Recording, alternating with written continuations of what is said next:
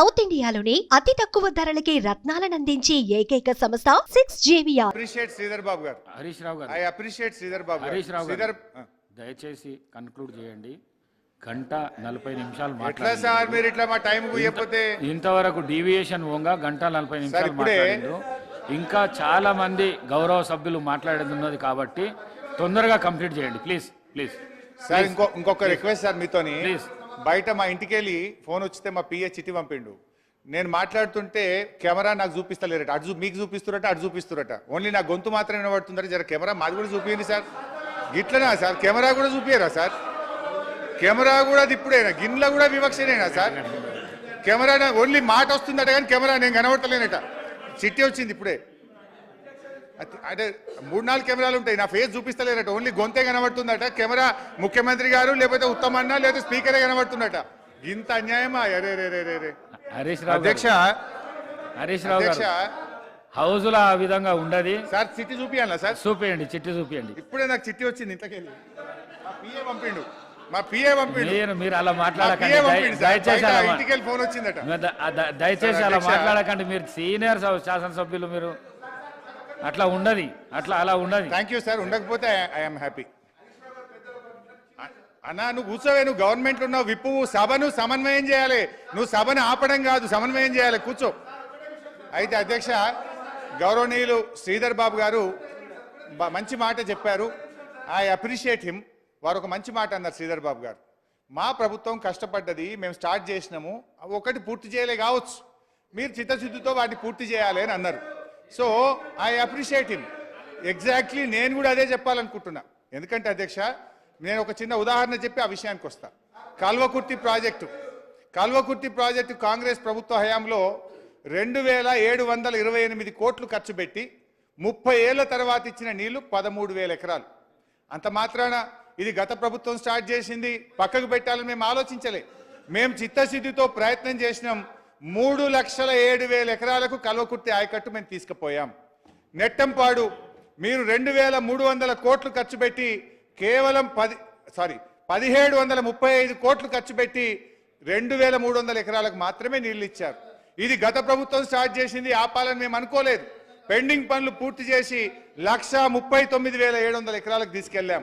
భీమా మీరు 2,000 కోట్ల రూపాయలు ఖర్చు పెట్టి మీరు ఇచ్చిన ఆయకట్టు 12,000 మాత్రమే. కానీ మేము ఆ రోజు కష్టపడి దాని పెండింగ్ పనులు పూర్తి చేసి అధ్యక్ష ఇప్పుడు హరీష్ రావు గారు ప్రతి విషయంలో కూడా గట్టిగా మాట్లాడి నేను రాజీనామా చేస్తాను చెప్పడం, అంటే దాని ద్వారా ప్రజలు నిజమే అని నమ్మాలనుకుంటే ఎంత చిత్తశుద్ధి ఉన్న పద్ధతిలో మాట్లాడుతున్నారు. నేను 2 విషయాలు చెప్తా అధ్యక్ష. ఈ మహాత్మా గాంధీ కల్వకుర్తి లిఫ్ట్ అయినా, నెట్టెంపాడైనా, కోయిల్ సాగర్ అయినా ఇవన్నీ కూడా కాంగ్రెస్ ప్రభుత్వ హయాంలో ఆనాడు ఇవన్నీ కూడా టేకప్ చేసి ఆ హయాంలోనే కల్వకుర్తి మొదటి లిఫ్ట్ కూడా పూర్తి చేయడం జరిగింది, పంపింగ్ కూడా చేయడం జరిగింది. అట్లాగే నెట్టెంపాడు కొంచెం అంటే అడ్వాన్స్ స్టేజ్లో ఉండింది. సరే, వాళ్ళ అదృష్టవశాత్తు కావచ్చు, గవర్నమెంట్ వచ్చిన తర్వాత బ్యాలెన్స్ వరకు కంప్లీట్ చేయడం జరిగింది అధ్యక్ష. ఇది వాస్తవం. అట్లాగే దబాయించి మాట్లాడేసి నేను ఛాలెంజ్ ఒక విషయం, ఇంతసేపు ఏం మాట్లాడినారు మా గౌరవ ముఖ్యమంత్రి గారు మాట్లాడినప్పుడు కానీ, అట్లాగే గౌరవ ఇరిగేషన్ శాఖ మంత్రులు మాట్లాడినప్పుడు నేను ఛాలెంజ్ చేస్తా అంటే శుద్ధ పూస మాదిరిగా చిత్తశుద్ధి ఉన్నట్టుగా జాతిగా మాట్లాడు. అదే అధ్యక్ష ఒకటే మాట చెప్తా అధ్యక్ష. నేను ఇప్పుడు హరీష్ రావు గారిని, గౌరవ శాసనసభ్యులు హరీష్ రావు గారి దగ్గర ఎంత చిత్తశుద్ధి నిజాయితీ ఉందో ఇప్పుడే రుజువైతే అధ్యక్ష. మళ్ళీ నేను మాట్లాడిన తర్వాత నిజంగా రాజీనామా చేస్తారా ఒప్పుకుంటారో తెలియాలి అధ్యక్ష. ఎక్కడ అవినీతి జరగలేదని మాట్లాడినారు మా సభ్యులందరూ, గౌరవ ముఖ్యమంత్రి మాట్లాడారు. అవినీతి జరిగింది కనుక ఆత్మసాక్షిగా చెప్పాలి అధ్యక్ష. మొత్తం 1,80,000 కోట్ల రూపాయల టెండర్ పిలిచిన అధ్యక్ష. ఇరిగేషన్ ప్రాజెక్టులో 1,80,000 కోట్ల రూపాయల టెండర్ పిలిచారు.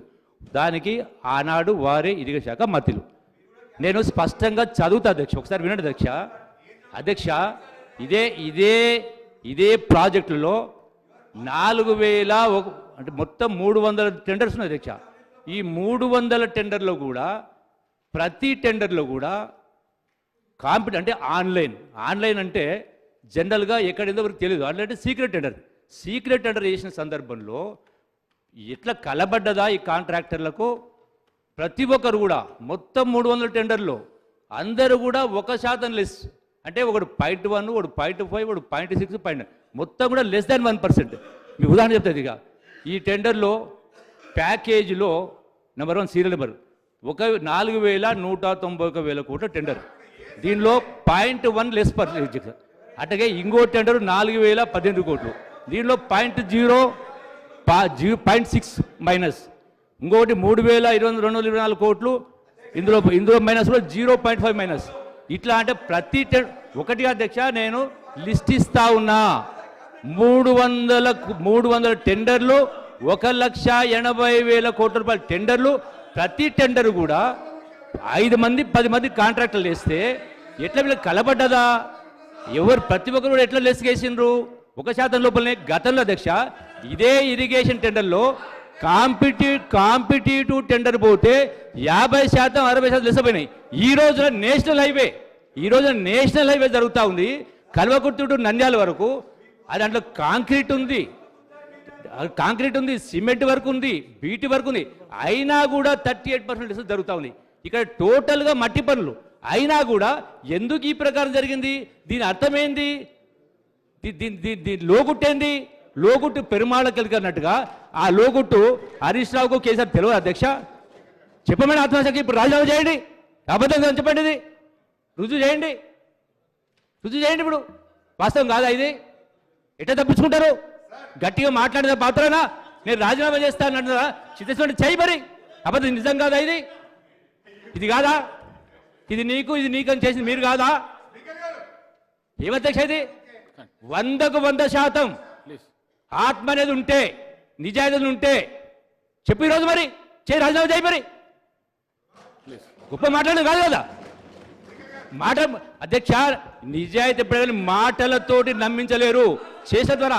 అట్లాగే కృష్ణా రివర్ బోర్డుకు సంబంధించి కూడా కృష్ణా నది జలాలను కూడా కేఆర్ఎంపీకి ఎట్లయితే అప్పగించా, అది కూడా శుద్ధబద్ధం. 100% అప్పగించారు, సాక్ష్యాలు ఉన్నాయి, కాయిదాలు ఉన్నాయి, అన్ని కూడా. గట్టిగా మాట్లాడితే మాత్రాన అబద్ధాలు నిజాలు కావు, నిజాలు అబద్ధాలు కావు అధ్యక్ష. ఇది వాస్తవం. Accept it. చేయి, ఇప్పుడు రాజీనామా చేయి, రుజువు చేయి. కాదని రుజువు చేయి. మొత్తం తెలంగాణలో కాదు, యావత్ 4 కోట్ల ప్రజలు ఉన్నారు. ఎవరినో చెప్తారు ఇది ఎట్లా జరిగింది? మరి నిజం కాదా ఇది? హరీష్ రావు గారు సమాధానం చెప్పండి. 300 టెండర్లు అంటే ఎవరికి వాళ్ళు స్కోర్ చేసుకునే పరిస్థితిలో ఉన్నారు అధ్యక్ష. ఇదే మంత్రి గారు ఆనాడు మా కేబినెట్ లో ఉన్నప్పుడు ఇదే అసెంబ్లీలో కాల్వకుర్తి ప్రాజెక్ట్ ను కాంగ్రెస్ పార్టీ పట్టించుకోలేదు అని ఈ అసెంబ్లీలో చాలా సార్లు మాట్లాడిన ఆయన. కాంగ్రెస్ పార్టీ నిర్లక్ష్యం చేసిందని మాట్లాడిండు. కుర్చీ మారంగానే సీన్ మారింది అధ్యక్ష. ఏదో లెస్ టెండర్ 1% అంటుండు. మీ ప్రాణహిత చేవెళ్ల ప్రాజెక్ట్ లో అన్ని టెండర్లు 4% ఎక్సెస్. మరి అప్పుడేం జరిగింది అధ్యక్ష? దానికి సమాధానం చెప్పు. Every tender is +4%. అందరూ 4% పైన వేసి 28 ప్యాకేజీలు ఆ రోజు జరిగింది. దానికి సమాధానం చెప్పండి అధ్యక్ష. దాని మీద కావాలంటే రోజు డిస్కషన్ పెట్టండి, ఐ విల్ ఆన్సర్. అధ్యక్ష ఈరోజు ఒక విషయం ఏంటంటే అధ్యక్ష, మనము ఈనాడు అరే ముఖ్యమంత్రి గారు వ్యంగ్యం తగ్గించుకోండి, మీ గౌరవం పెంచుకోండి అధ్యక్ష. ఈరోజు మరి నేనేమంటున్నా అంటే ఆనాడు 0.5% నుంచి 3.5% మొబిలైజేషన్ అడ్వాన్స్ పెంచి మరి టెండర్ల తర్వాత ఇష్టం ఉన్నట్టు మీరు జీవోలు ఇచ్చి అప్పటి ప్రభుత్వం పెంచితే దాని గురించి కూడా వైట్ పేపర్లో పెట్టి ఉంటే డెఫినెట్గా బాగుండేది ఈరోజు. కానీ మీ పద్ధతి ఎట్లుందంటే మా మీదేదో ఆరోపణలు చేసే విధంగా మరి వారు మాట్లాడడం అనేటువంటిది కరెక్ట్ కాదు అధ్యక్ష. నేను ఇంకా ఆ వివరాలకు పోతే చాలా ఇష్యూస్ ఉన్నాయి, నేను వాళ్ళకి పోవట్లేదు. కానీ అధ్యక్ష దాని మీద ఇంకో రోజు డిస్కషన్ పెడదాం అధ్యక్ష. అయితే ఈ ప్రాజెక్టు కాస్ట్ పెరిగిందనే దాని మీద పదే మాట్లాడుతున్నారు అధ్యక్ష. ఈ దేశంలో కానీ ఈ రాష్ట్రంలో కానీ ఏ ప్రాజెక్ట్ కాస్ట్లు ఎట్లా పెరుగుతున్నాయి, ఎందుకు పెరుగుతాయి అనేటువంటి విషయాన్ని కూడా ఈరోజు గమనించాల్సిన అవసరం ఉంది అధ్యక్ష.